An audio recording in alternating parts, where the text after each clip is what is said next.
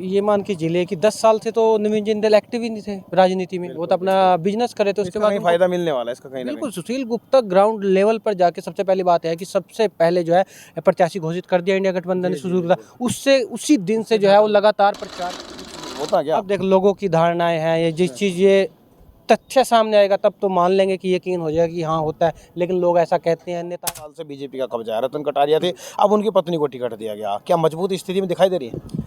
नहीं नहीं, ये जो स्थिति है, क्योंकि इससे पहले जब रतन लाल कटारिया थे उस तरह के काम उन्होंने उतना हैवी कैंडिडेट वहाँ पे नहीं उतारा, तो जीतना थोड़ा सा आसान लगता है।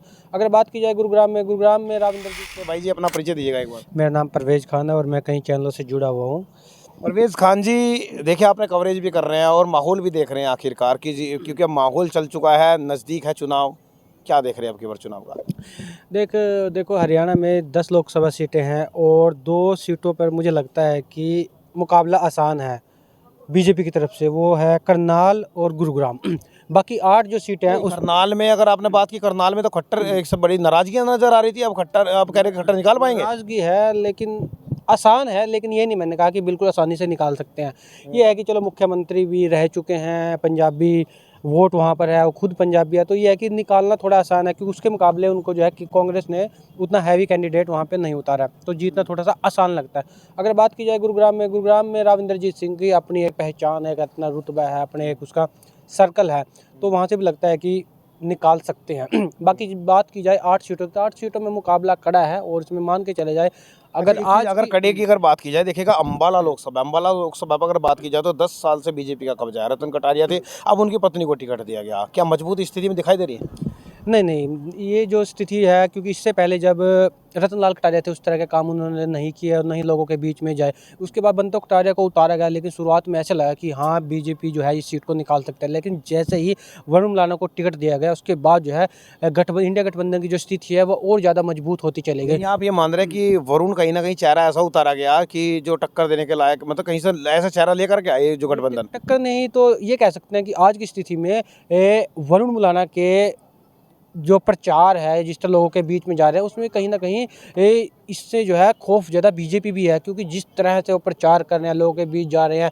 मुद्दे वो उठा रहे हैं, तो उस तरह से जो है उनकी जो फैन फॉलोइंग है या जिस तरह का यहाँ पर कांग्रेस का जो अपना एक वोट बैंक है नेताओं का, उसके मुकाबले लगता है कि बंतो कटारिया के मुकाबले जो ये वरुण मुलाना है वो कहीं आगे नजर आ रहे हैं। अच्छा, एक और सीट है अगर बात की जाए, क्योंकि कुरुक्षेत्र लोकसभा की बात करें, यहाँ पर नायब सैनी पहले सांसद थे और नायब सैनी के बाद अब वो मुख्यमंत्री बन चुके हैं, तो क्या और नवीन जिंदल को टिकट हुआ है, तो उसमें कैसे देख रहे हैं, क्या क्या समीकरण देख रहे हैं, क्या जो नायब सैनी है और प्लस अगर बात की जाए आपकी नवीन जिंदल की, कैसे मजबूत स्थिति नहीं देख रहे हैं वहाँ पे। नहीं, ये मान के चलिए कि 10 साल से तो नवीन जिंदल एक्टिव ही नहीं थे राजनीति में। वो तो अपना बिजनेस करे तो उसके बाद कहीं फायदा मिलने वाला है इसका कहीं ना बिल्कुल सुशील गुप्ता ग्राउंड लेवल पर जाके सबसे पहली बात है कि सबसे पहले जो है प्रत्याशी घोषित कर दिया इंडिया गठबंधन ने सुशील गुप्ता। उससे उसी दिन से जो है वो लगातार प्रचार कर रहे हैं, लोगों के बीच में जा रहे हैं। और सबसे जो बीजेपी का सेटबैक है, 10 साल से वो राजनीति में एक्टिव नहीं थे, उसके बावजूद उन्हें कोयले घोटाले में उनका नाम आया। उसके बाद जो है हालांकि बीजेपी पर आरोप लगते रहे हैं, इसकी वजह से वो बैकफुट पर है। और अगर आज की बात की जाए तो उस तरह से एक्टिव नज़र नवीन जिंदल नहीं आ रहा है जिस तरह से सुशील गुप्ता था। तो इसके अलावा अब बीजेपी ने कुरुक्षेत्र जीतने के लिए एडी चोटी का जोड़ लगा दिया है। जो कई सेलिब्रिटीज़ हैं वो आने वाले दिनों में यहाँ पर प्रचार करती है। तो आपको फायदा मिलने वाला है, कुछ दिख रहा है कि कुछ लगता है कि फायदा मिलेगा। अब देखो हर पार्टी ये चाहेगी कि हमें फ़ायदा मिले, लेकिन ये तो लोगों का सोच और जो विचार है वो देखना पड़ेगा कि किस तरह जाता है। मुझे लगता है कि इतना ज़्यादा फर्क पड़ने वाला नहीं है, मुकाबला कांटे का है। लास्ट के 3 दिन पता लगेगा कि आखिर में। अगर देखें हरियाणा में लगभग क्या देख रहे हैं, हरियाणा में कितनी सीटें निकाल पाएंगी जो गठबंधन है या फिर जो बीजेपी है, किस तरह से देख रहे हैं, क्योंकि समीकरण आप ग्राउंड लेवल देख रहे हैं, तो क्या बन रहा है आपकी मन माहौल। मुझे लगता है कि इंडिया गठबंधन 5-6 सीट निकाल सकता है 5-6 सीट इंडिया।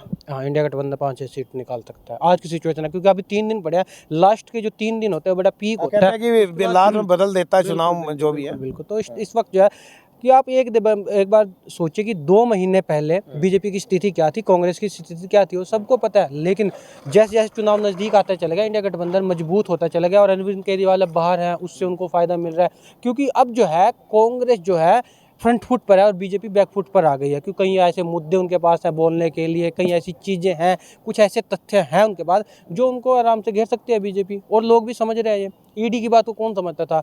आप आज के टाइम में नॉर्मल इंसान नहीं समझता था ईडी क्या है, किस तरह उसका यूज़ होता है, किस तरह मिसयूज़ होता है। आज में के टाइम में आप लोकल बंदे से पूछ लीजिए, वो बता देगा कि आज के टाइम में ईडी का मिसयूज़ हो रहा है। तो ये सारी चीज़ें हैं। आप इस चीज़ को मान रहे हैं, मेरे पत्रकार आप इस चीज़ को मान रहे हैं, आप भी मान रहे हैं कि इस लोगों तरह के से बीच की है, ये लोगों की बीच की प्रतिक्रिया है। ये जो मैं बता रहा हूँ ये मेरा एक्सपीरियंस नहीं है, लोगों से तो नहीं कह रहे कि मशीनें भी हैक कर रहे हैं, इस तरह से कर रहे हैं, लेकिन आप उसमें मानते हैं कि मशीनें हैक होती होंगी, ऐसे कुछ होता क्या? अब देख लोगों की धारणाएं हैं, ये जिस चीज़ ये तथ्य सामने आएगा तब तो मान लेंगे कि यकीन हो जाएगा कि हाँ होता है, लेकिन लोग ऐसा कहते हैं, नेता जो है ऐसे आरोप लगाते हैं, तो ये चीज़ें तो हैं। अब क्या माने कि अभी तो लोग कहते हैं, तो लोगों की सोच है।